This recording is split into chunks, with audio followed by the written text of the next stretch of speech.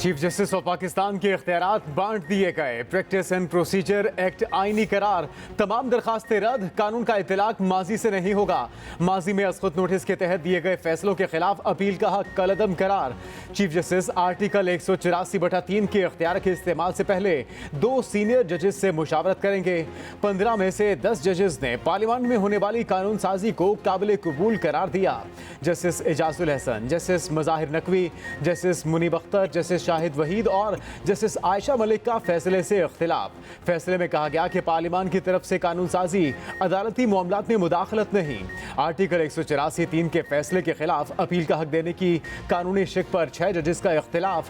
9-6 की अक्सरियत से कानून बनने के बाद अपील का हक आईनी करार। पार्लियामेंट के मुश्तरका इजलास ने 10 अप्रैल को प्रैक्टिस एंड प्रोसीजर बिल मंजूर किया। सुप्रीम कोर्ट ने 13 अप्रैल को बिल कानून बनने से पहले ही मुअत्तल कर दिया।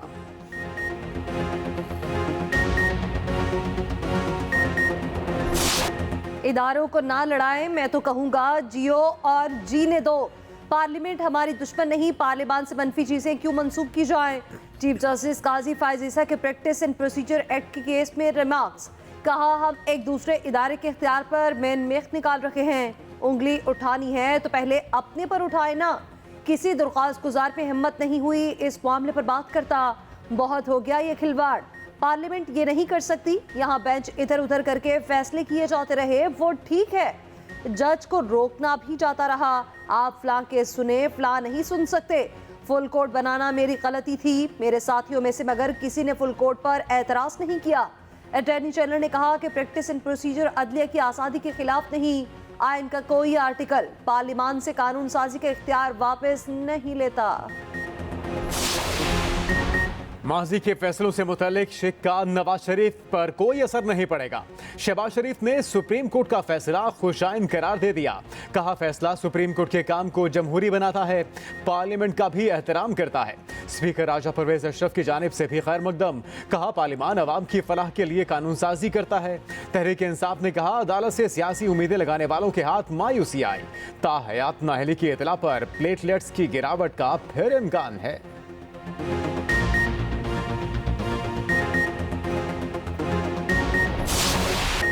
खुद साख्ता जिलावतनी खत नवाज शरीफ की वतन वापसी का सफर शुरू। लंदन से जद्दा रवाना।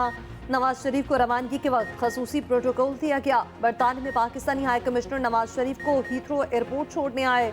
एयरपोर्ट के VIP लाउंज में नवाज शरीफ से अहम शख्सियात की मुलाकात। 21 अक्टूबर को पाकिस्तान वापसी होगी। मीनार पाकिस्तान पर जलसा किया जाएगा। मरीम नवाज का कहना है कि नवाज शरीफ ने IMF का प्रोग्राम मुकम्मल किया, मुल्क में महंगाई नहीं होने दी। नवाज शरीफ की वापसी से मुल्क की तरक्की यकीनी है। नवाज शरीफ ही गरीबों के मसाइल हल करेगा। नवाज के अलावा तमाम तजुर्बे नाकाम रहे। वो 2024 से 29 तक मुल्क को नाकाबिले तस्खीर बनाएंगे।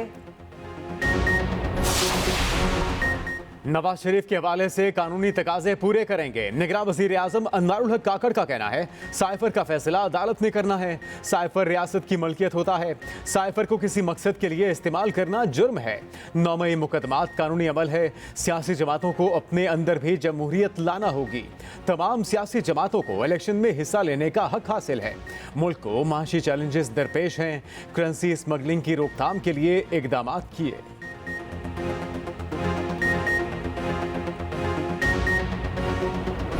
तबाहशुदा इमारतें वीरान बासार।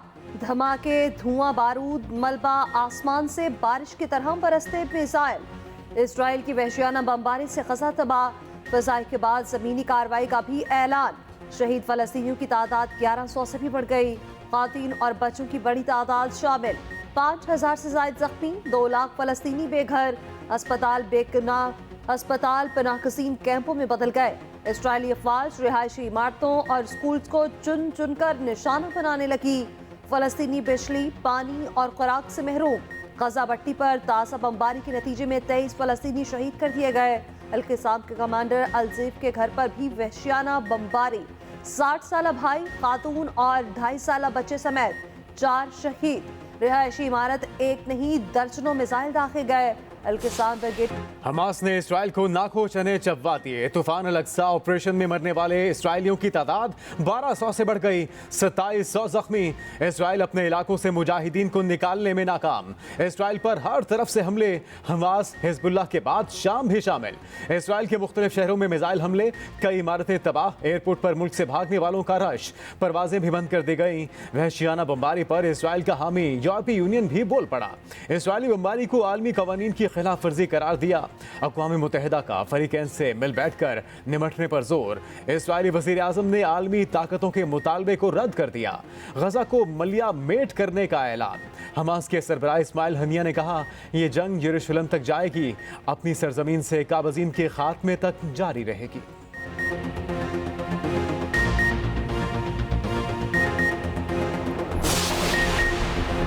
इसराइल तमाम जंगी असूल भूल गया, गजा पर कीमियाई हथियारों से हमलावर हो गया, फास्फोरस बम बरसाने लगा।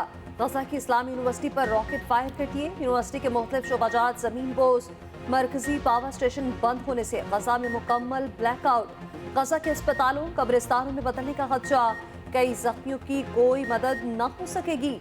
चीचन ग्रुप्स के हमास को अपने जंगजू भेजने की पेशकश। सऊदी अरब ने गजा की सूरत हाल पर ओआईसी का हंगामी इजलास बुला लिया। गजा पर बमबारी की दिल दहला देने वाली वीडियोस भी सामने आ गई।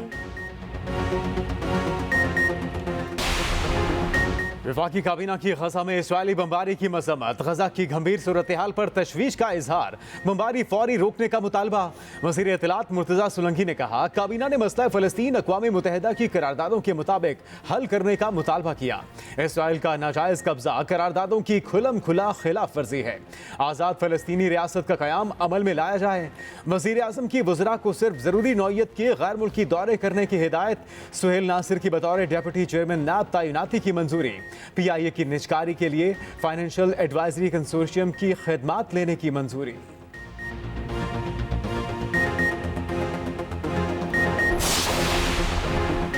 चेयरमैन पीसीबी मैनेजमेंट कमेटी ज़कात अशरफ आज भारत जाएंगे। 14 अक्टूबर को पाक भारत मैच स्टेडियम में देखेंगे।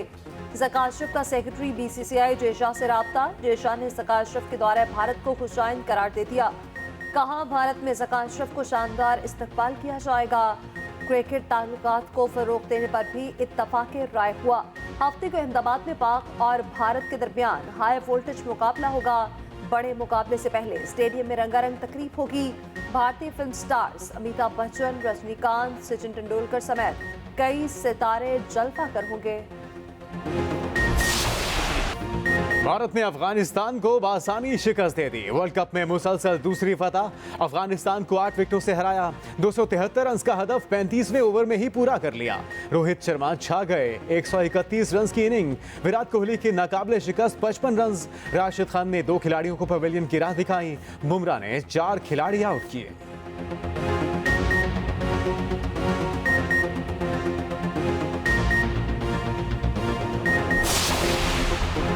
नून लीग और जेक्यूआई में मामलात सेट। इत्तेहाद बरकरार रखने पर इत्तफाक।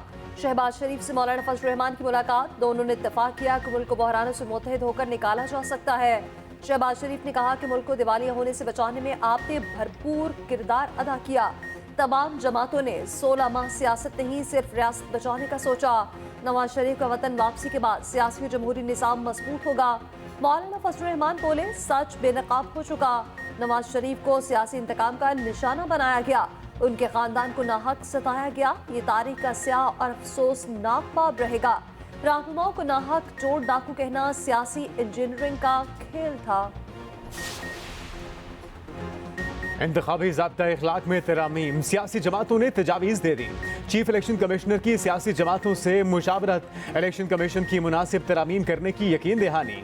आइंदा इंतखाबात में ज़ाब्ता इखलाक पर सख्ती से अमल दरामद कराने का ऐलान। पीपल्स पार्टी रहनुमा नैयर बुखारी का कहना है, इलेक्शन कमीशन तजावीज़ के बाद फाइनल ड्राफ्ट तैयार करेगा। यकीन दहानी कराई गई कि इलेक्शन शफाफ होंगे। उधर इलेक्शन कमीशन का चीफ सेक्रेटरी बलूचिस्तान की तैनाती, अफसरों के तबादले के अहकामात। मरासले में कहा गया कि निगरान हुकूमत आने के बाद जिनके तबादले नहीं हुए उन्हें फौरी तौर पर तब्दील किया जाए।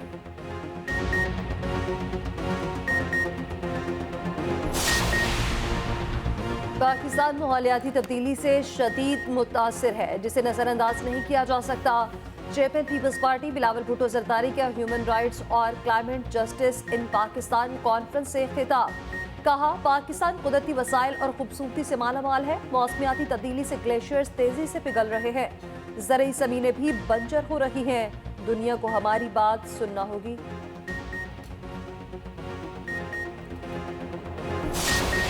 जमाते इस्लामी जुम्मे को फलस्तीनियों से इजहार यकजहती करेगी। मुल्क के मुजाहिरों का ऐलान। सिराजुल हक ने कहा, इतवार को कराची में फलस्तीन मार्च होगा।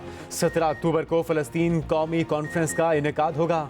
हुक्मरान खुलकर फलस्तीनियों की हिमायत में आगे आए। सिराजुल हक की अब्दुल अलीम खान से भी मुलाकात। मौजूदा सियासी सूरत हाल पर तबादला ख्याल।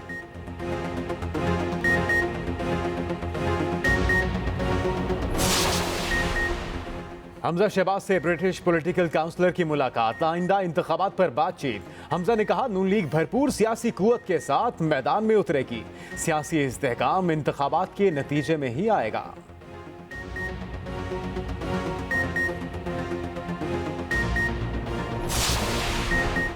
पीआईए की निजकारी जल्द। स्टील मिल्स और पावर कंपनीज की निजकारी मौखर। वफाकी हुकूमत का पीआईए की निजकारी का ऐलान। एयरलाइंस को फरोख्त करने से पहले उसे कर्ज से पाक किया जाएगा। वफाकी वजीर फवाद हसन फवाद ने कहा कि पीआईए को कोई बैंक कर्जा नहीं दे रहा।